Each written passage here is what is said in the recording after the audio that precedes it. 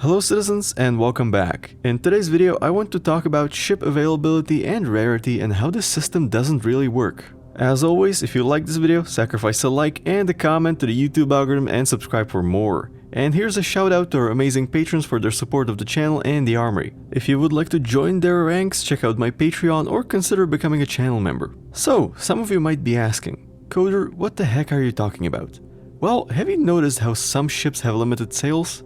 Most are limited by time, but some ships are limited by numbers sold with each sale. During major sale events like Invictus, there's always a big show, with certain ships being made available in limited numbers in several waves. Now, there is a legitimate balance-related reason behind this. However, it is slowly being negated with the repeated use of this sale strategy. The official explanation from CAG is that they want to ensure that some ships are present in diverse and very limited numbers.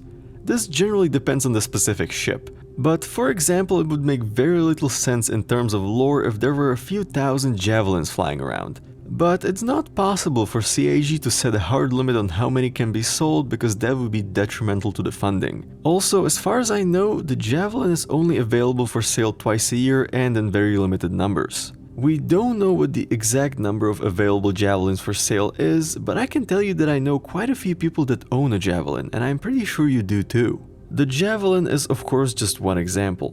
The Kraken and the Endeavor are in a similar situation. So what's so bad about this? Well, CAG justify the cost of these ships by saying that they are extremely rare and create quite an advantage for the owner. But by selling them, they're actively destroying that rarity.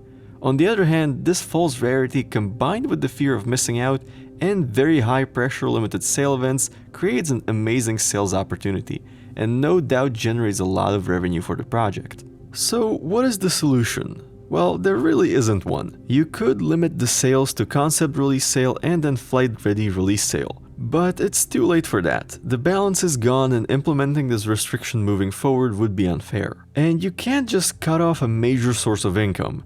You could limit the available numbers even further, but this only slows down the issue and would ultimately result in even more sales pressure.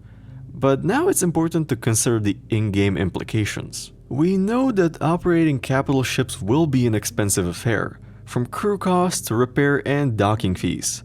Most capital ships will probably become money sinks, with a few exceptions like the Orion, Endeavor, and carriers like the Liberator. And this actually offers a double-edged sword that could be considered a solution.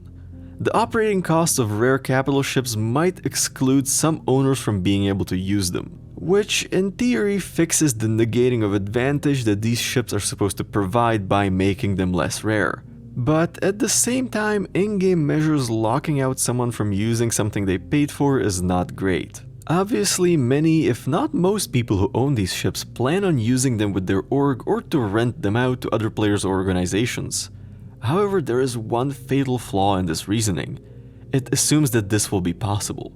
Now, this feature was discussed many times and somewhat confirmed by CIG, but as with everything, timelines are uncertain and designs might change. And with that being said, that's it for tonight. What do you think? Should CIG stop selling rare ships or should they stop pretending that they are rare? Let me know in the comments. Thank you for watching, fly safe, and I will see you in the verse.